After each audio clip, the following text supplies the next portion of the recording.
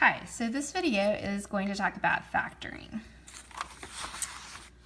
Alright, so before we get started on factoring, I just want you to look at the two pictures at the top of your notes. And the question is, what's the difference between these two representations?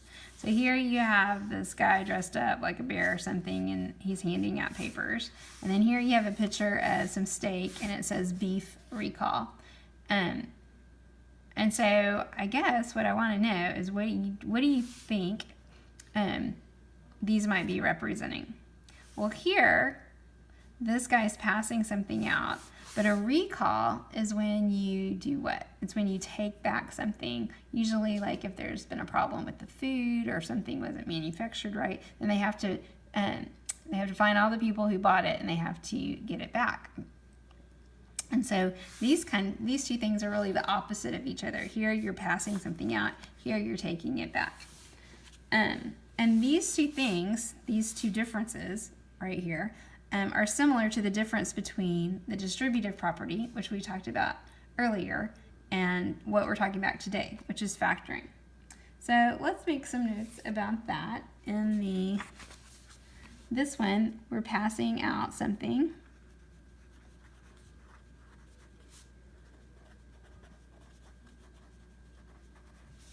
And over here, we're taking something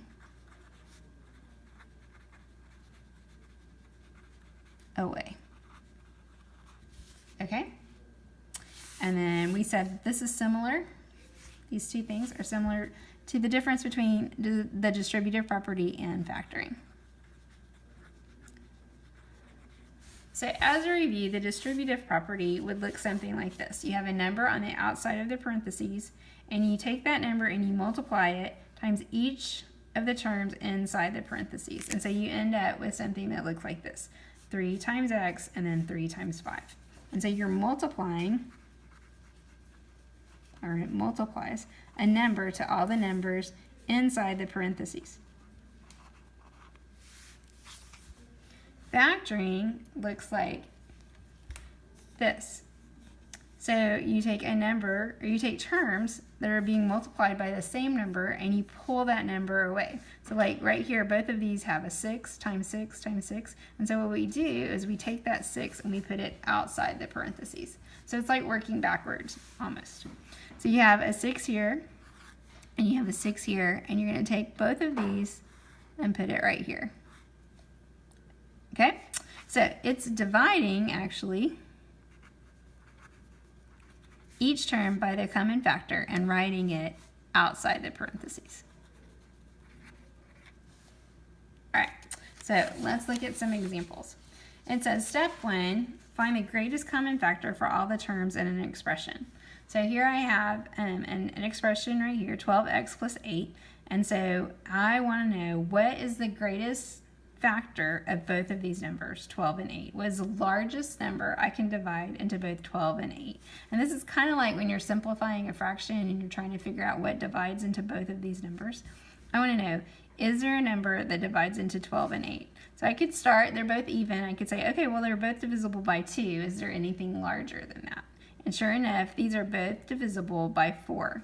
And I'm just going to show you off to the side how this might look. So if I did 4, if I was going to divide it into 12 and 8, I'm just using, we did this a lot earlier in the year as a way to factor numbers, but I can divide 4 into 12 and get 3, and I can divide 4 into 8 and get 2. And so this shows me that they're both divisible by 4, and that after I divide by 4, I get a 3 and I get a 2. And then if they still had a common factor, I could see it here. I could see, okay, well, is there something also that divides into 3 and 2? But there's not. They're both just divisible by 1. All right, so what I do with that, okay, because I'm doing the opposite, I'm sorry, I misspelled divides right here. Sorry, just noticed that. Okay, so I'm going to take that 4, and it's going to go outside the parentheses out here. And then what I put inside the parentheses is what I get when I divide by 4. So if I divide 12 by 4, I get 3. And then I bring down the x, and I bring down the addition sign. And then if I divide 8 by 4, I get 2, and that's what goes in the other part of the parentheses. So the common factor goes outside the parentheses, and then you're going to divide both your terms by that 4 and then put what's left over inside the parentheses. Okay, so let's look at another one. We're finding the greatest common factor of 6y plus 9. So again, I want to know what is the largest number that divides into both 6 and 9. And so I might think, okay, well, they're not both even, so I know it can't be 2. Is there another number I could try? And just for practice, we're going to put it over here. So I'm going to do 6 and 9, and I'm going to try the next number that's easy to divide by, and how about 3? So sure enough, 3 will go into 6 twice, and 3 will go into 9 3 times. So I know 3 is a common factor. I can't do anything bigger because 2 and 3 are still just divisible by 1. So now I just need to rewrite the problem. 3 is the factor they have in common, so 3 goes outside the parentheses. And then what's left over after I divide by 3 goes inside the parentheses. So 6 divided by 3 is 2. I'm going to bring down the y, bring down the addition sign, and then I'm going to do the same thing over here. 9 divided by 3 is also 3. So that's going to go inside the parentheses. All right, so let's keep practicing. Over here, I'm going to start with 25 plus 15a.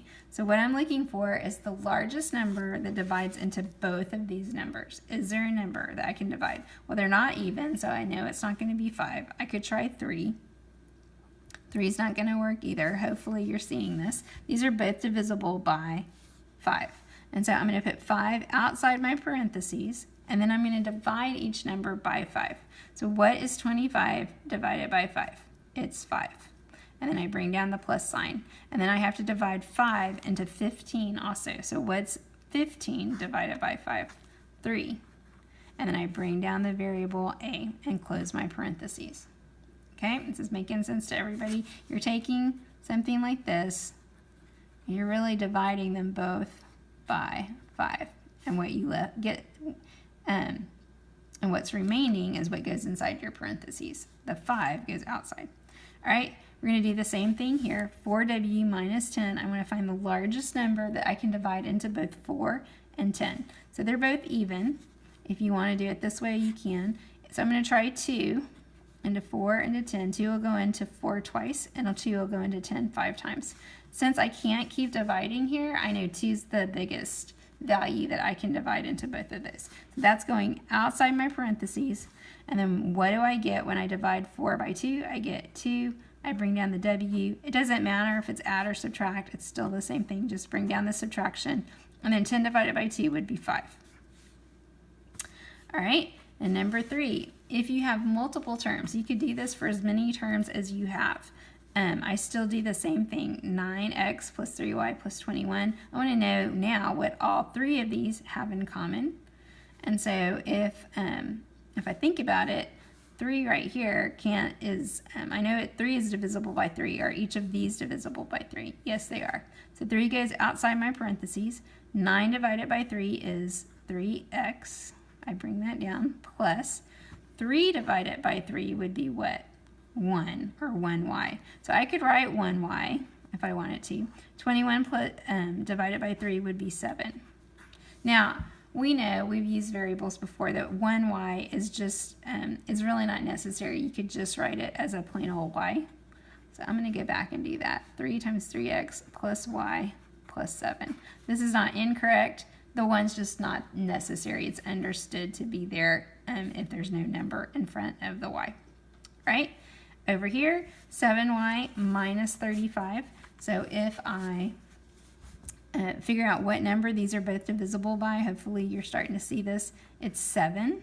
So if I divide 7 by 7, I get what? 1. So I can write the 1 down, or I can write just the y. And then if I divide 35 by 7, I get 5. And then I'm going to make sure that I keep the sign the same and close my parentheses. All right, number 5, 8y plus 8 minus 16w. Again, I'm looking for the largest number that divides into both of these. And so on this one, you might think, okay, 2. So I'll show you how this works.